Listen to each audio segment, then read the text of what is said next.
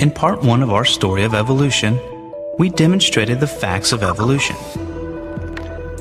In part 2, we will explore the mechanisms. And to do that, we need to ask and answer just 2 questions. How does variety arise in the genomes of individuals in a group? And how does that variety give rise to new species?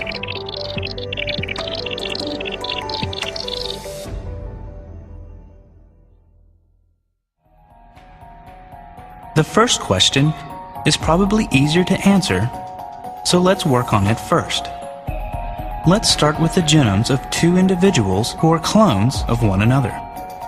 Their genomes are as close to identical as the real world allows. As these individuals live their lives, their genomes encounter viruses, which implant their genetic material into that of the host, thus making the 2 genomes no longer identical. The 2 genomes will also encounter radiation and mutagenic chemicals in the environment, which further modify their genomes differently. Transposons already resident in each genome will modify their genomes differently as well. The process of DNA replication isn't perfect, and the mistakes that arise in this process will further diverge the genomes. If these modifications happen in the DNA of the egg or sperm cell, then they are passed on to the children.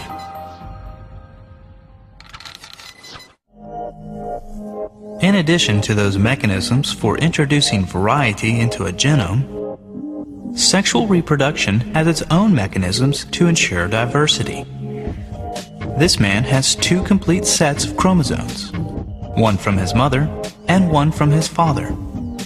But when it comes time to give a single set to each offspring, his 2 sets recombine in different combinations.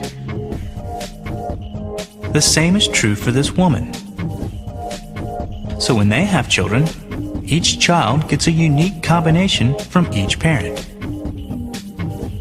This greatly diversifies the genome of each population every generation.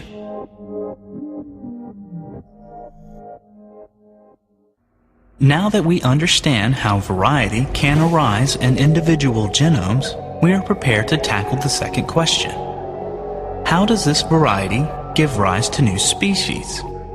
There are 2 major answers to this second question: natural selection and genetic drift.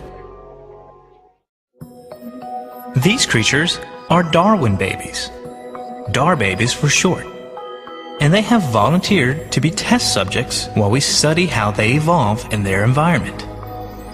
They are not strong, they are not fast, they are not poisonous, they are not smart. All they can do is hide.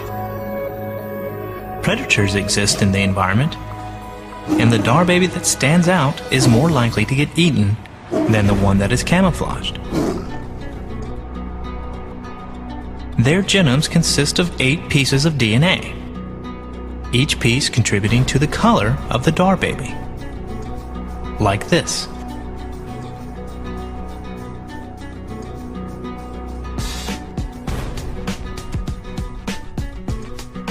In each generation, 25% of the DAR babies get eaten by predators. Another 25% perish from random acts of misfortune. Just unlucky. Mating is completely random, and each DAR baby has a 50% chance of getting 1 random mutation. As you can see, almost all of this environment is random. The only tiny non-random factor is the predators eating 25% that are the easiest to spot. Will evolution really work? Perhaps. Evolution is a very robust phenomenon. We will start with all the DAR babies matching the environment. But the environment changes, and now they stick out. Predators come to feed. Some are just unlucky.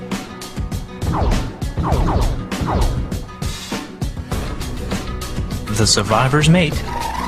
Mating is totally random, producing the next generation. Notice all the mutations, which are indicated by the green DNA bits. Some mutations are bad. Notice the Dar baby that is completely white.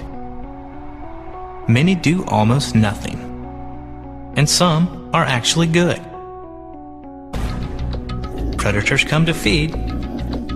Notice how the really bad mutation causes that poor Dar baby to stick out and get eaten, while the really good mutation prevents the Dar baby from being seen, keeping him alive for now.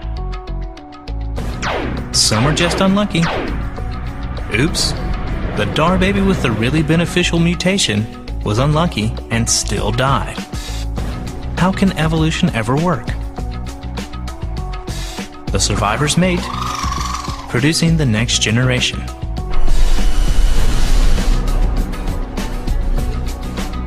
Predators come to feed.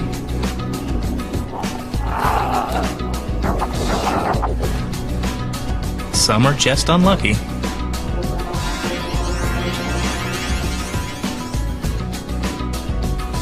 This guy gets to mate 6 times,